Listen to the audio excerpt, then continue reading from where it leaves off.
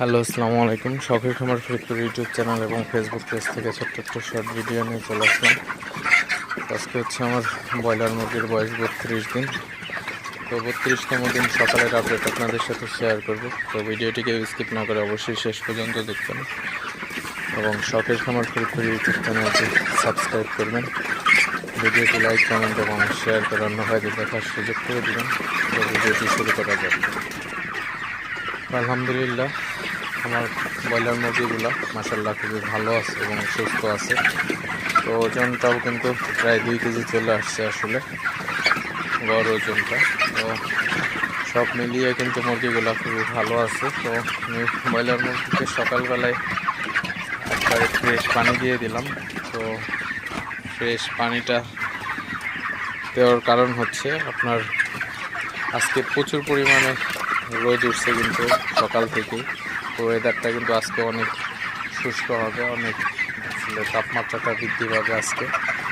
তো সকালবেলায় আমি কন্টেনারটা পরিষ্কার করে একবারে ফ্রেশ পানি দিয়ে দিলাম এবং দুপুরেও ফ্রেশ পানি দিয়ে দিব এবং মুরগিগুলাকে বেশি বেশি তাড়াইতে হবে আজকে। তো কারণ আজকে প্রচুর পরিমাণে গরম বোঝা যাইতেছে। তো এই গরমের মধ্যে মুরগিগুলাকে যদি বেশি বেশি না তাড়ানো হয় সেক্ষেত্রে কিন্তু মুরগি স্টক করতে পারে। তো আপনারা যারা ব্রয়লার খামারি আছেন অবশ্যই এই প্রচণ্ড গরমের মধ্যে ব্রয়লার মুরগিকে ফ্রেশ পানি দিবেন প্রতিদিন 3 বার এবং মুরগিগুলাকে বেশি বেশি তাড়াবেন এবং পানির সাথে আপনারা স্যালাইন দিতে পারেন যাতে মুরগির শরীরটা ঠান্ডা থাকে, অথবা আপনারা লাইসোভিট অথবা লাইসো প্লাস দিতে পারেন এবং যদি পারেন ভিটাম্যাক্স দিতে পারেন কারণ শরীরটা ঠান্ডা থাকে ভিটাম্যাক্স দিলে। তো এই সমস্ত যদি আপনারা মেনটেন করে চলতে পারেন সেক্ষেত্রে কিন্তু আপনার মুরগিগুলা কিন্তু সুস্থ থাকবে, ভালো থাকবে এবং স্টকটা কিন্তু অনেকাংশে কম হবে আসলে।